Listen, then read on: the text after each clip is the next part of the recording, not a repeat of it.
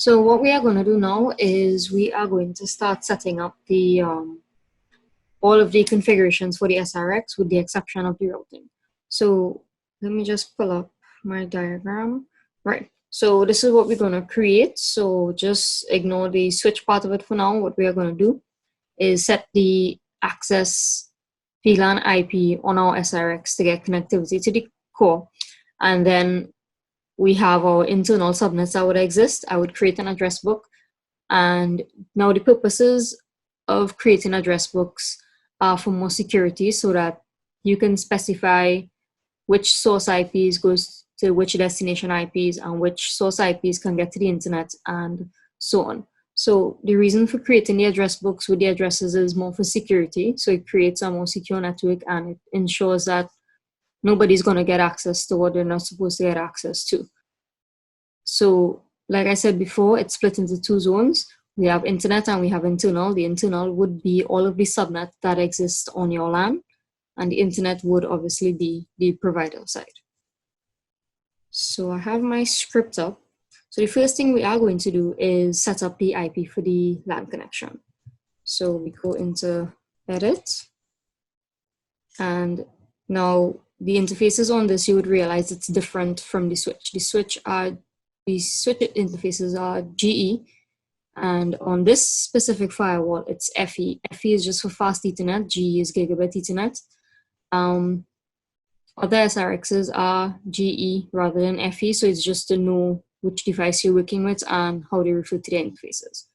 So we are going to set interfaces F001.0 family address. It's 192.168.10.1. Now the /30 is because, like I would have said before, this is the VLAN terminating the firewall. So we only want 2 IP addresses in this range. So it's the 2 IPs for the switch and for the SRX to communicate. So that should be fine. Now this would not check out fine because we have things already configured under the port 1. Like I said before, port 1 is assigned to the trust or the internal network already, which is the VLAN 2 that I would have shown you before. And a port cannot have both families configured, which is the error that shows up. You can't have Ethernet switching and family iNet configured on a port. So let me just copy this so we could go straight into that. And if I do a show, again, you would see family iNet, family Ethernet switching. You can't have both families configured. So what we need to do is delete family Ethernet switching, and that should solve our problem. Top again is to go all the way to the top of the configuration. So if I do another permit check, we should check out fine. Now, this SRX does not have a dedicated management port like the 2200 switch. So what I tend to do is set up out-of-band management once we have free ports, and we do have free ports right now. It's a test environment. So I'm going to configure port 7 with the configuration that I want, just in case the network itself goes down and you don't have that access, you have your out-of-band management to still get to the device. So again, we're going to have to do the same thing. So this is the IP that I chose to set on my device. And we are going to just delete the Ethernet switching family from it one time. So it's delete interfaces, the 7.0 family Ethernet switching. Right. The other thing we're going to do is technically create our zone. We will create the other stuff under the zone, but for now we are going to add an internal zone that we're going to tie to port 7 because port 7 is a trusted interface, and we are going to allow SSH to it. We would test this later on in the session. And there we go. So like the command says, it sets security zone internal. Internal is just the name. Like I said, we're using what's default, so my script would reflect the internal, the internet. So the internal interface that we are setting is port 7, and I am allowing SSH traffic to pass through. So that means you can't ping from there. All you can do is SSH using this port. So the next thing we are going to do is add another interface to the internal zone, which is our LAN. That is port 1. So port 0 is for internet, port 1 is to our LAN switch, and port 7 is just for out-of-band management.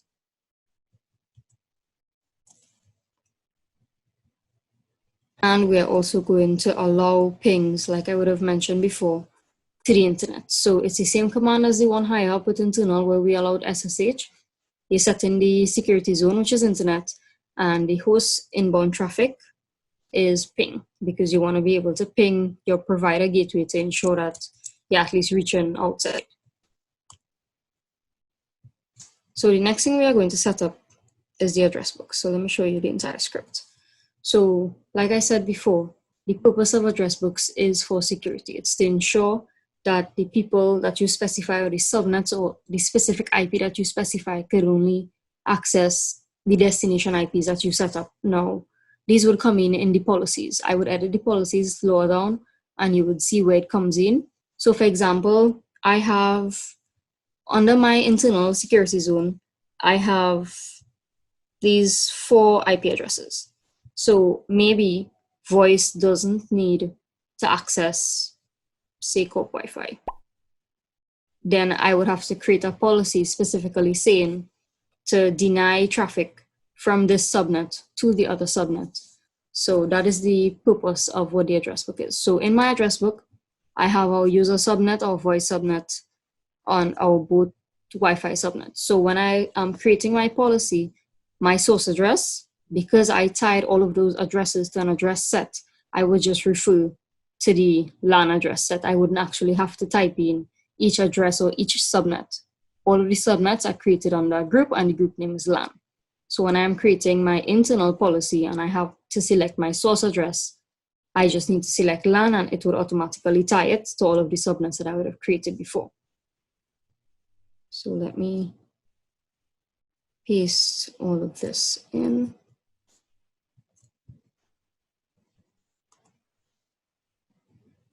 Okay.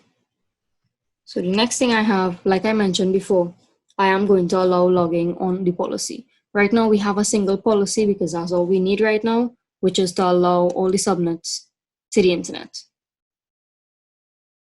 And we are going to set up the logging for the policy. So again, we have the session initialized and the session closed. So it's the SRX is going to log when a session is open and when a session is closed. The next thing we have is, because I didn't actually show you all how to create a zone, I'm going to create a test zone and show you all how it works. So the first line of my script says, again, set security zone, and the name of the zone that you want. And again, I have my address book creation. I created 2 addresses and I tied those 2 addresses to an address set. The other thing I did is I allowed pings to those networks and I allowed all the protocols. Again, you can set the interface to be, we can put FE-0/0/ say 5. And that's how you tie the interface. So if test is going to physically plug into your network, then they would use port 5. So let's just drop in these commands. And here we go. Right. Now, like I said before, we are going to turn off the DHCP pool. So we are going to deactivate system services DHCP pool. You need to select the pool. So I question mark it. So the only pool we have is the 192 pool, and we are going to deactivate that pool. We are going to, like I also said, Telnet is not as secure as SSH. For connectivity to our devices, we always recommend SSH and not Telnet. So usually wherever there is Telnet, we will disable it. Going to delete Telnet. And the next command says, so Telnet was configured in both places. Telnet was configured under the system services, which is the global services, and it was configured under the internal zone. So we're going to take it out of both places. So let me just take this off as well. Now, as an added security measure, what I do, just for security, is I deactivate all of the unused ports. Now, we just added in port 5, so I'll just take this line out, and we can run this command. Now, this command would not allow any network connectivity. Oh, I have GE. I built this script before, so I didn't get to change this part, so that's fine. So I just need to change this to F, change all of them to FE. And like you see, if you configure the wrong interface, it's not going to let you. Right. So let's put this back in. Okay, now commit. Let's do a show compare first. Show compare. So we're gonna view and go over all the changes we just made. So we took off Telnet off of the global system services. We deactivated the DHCP pool. We added an IP to port 1 for our LAN, which is 10.1/30. We took off the family Ethernet switching because, like I said before, you can't have family iNet and family Ethernet switching existing on the same port. We deactivated all the ports that are not in use. Port 7, we added an IP address for out-of-band management. Now, if you note, we don't have DHCP configured on that port. So if you have to access the device via that port, you would need to set a static IP in the same range. We took off the VLAN 0, and we went and lower down, we edited the policy. Let me just get this back up where we could actually see it. Something is missing in my configuration. Right, so let me just go and address this one time. Something is missing in my configuration. I believe I left out the then permit statement. So let's just show. So I have missing mandatory statements. Right. So I added it to the wrong, I added it to the wrong thing.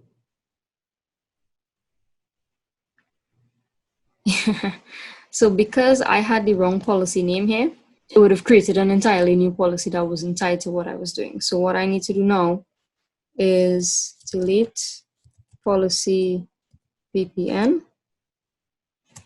And then I need to add the session initialize and session close logging to the policy that I was supposed to in the first place. So let's just set policy all match. We go in, then commit, and then log init session close. So let's just show this again. Perfect. So let's go back to the top and try this again. So again, the show compare is a good way to pick up on errors that you may have made in your configuration. Okay, so we were down to the policy. Right. So again, we didn't actually recreate a policy. We edited the existing one and we added the session initialize and session close logging. What we also did is we created an address book with all our internal subnets and an address set to house all of them.